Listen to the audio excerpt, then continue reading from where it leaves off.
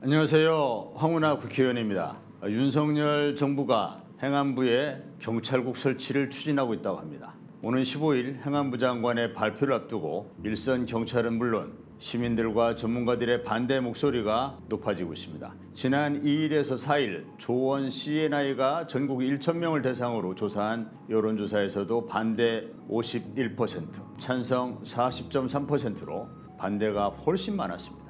이렇게 반대가 많은데 왜 윤석열 정부는 경찰국 설치를 밀어붙이고 있을까요? 오늘 윤석열 정부의 경찰국 설치의 부당성과 경찰에 대한 민주적 통제 방안을 말씀드리려고 합니다.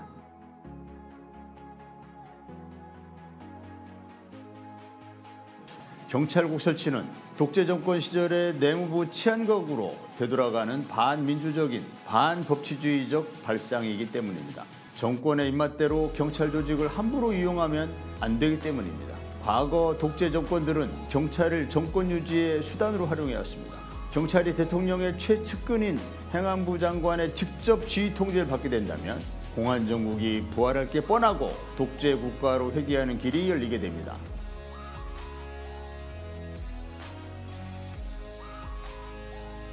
암울했던 독재 정권 시기에는 정치 권력이 경찰을 직접 지휘 통제했었습니다. 4.19 혁명의 도화선이 되었던 3.15 부정선거 때에는 당시 최인규 내무장관이 경찰서장들을 불러 모아놓고 어떤 비합법적인 수단을 써서라도 이승만 박사가 반드시 당선되도록 하라고 특별 지시를 했습니다. 3.15 부정선거의 주범이 바로 경찰이었습니다.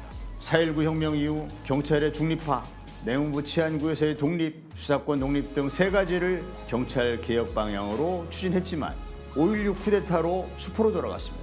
이후에 경찰은 독재 정권 아래에서 숱한 과오를 저지르면서 오욕의 역사를 써내려갔고 내무부에 치안본부를 두었던 전두환 정권에서는 마침내 박종철 열사 고문치사 사건이 터지기도 했습니다. 내무부의 치안국, 치안본부로 예속됐던 경찰을 외청으로 독립시키고 경찰위원회를 두어서 경찰의 정책과 제도를 심의하고 행안부 장관의 담당 사무에서 치안을 삭제한 것은 바로 87년 민주항쟁의 결과입니다. 더 크게 보면 4.19 이후 사반세기 동안 계속된 민주화운동의 산물인 것입니다.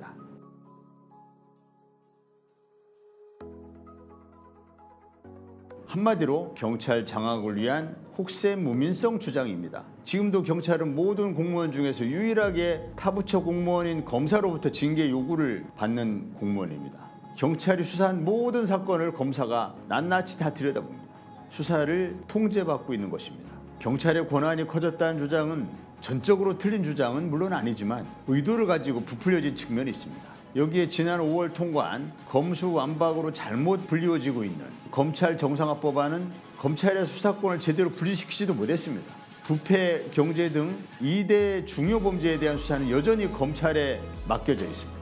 그럼에도 불구하고 경찰 권력이 이전보다 커질 수 있다는 우려 때문에 정보경찰도 개혁하고 자치경찰제도 시행하고 수사경찰과 일반경찰을 분리하는 방안이 지금 지속적으로 추진되고 있습니다.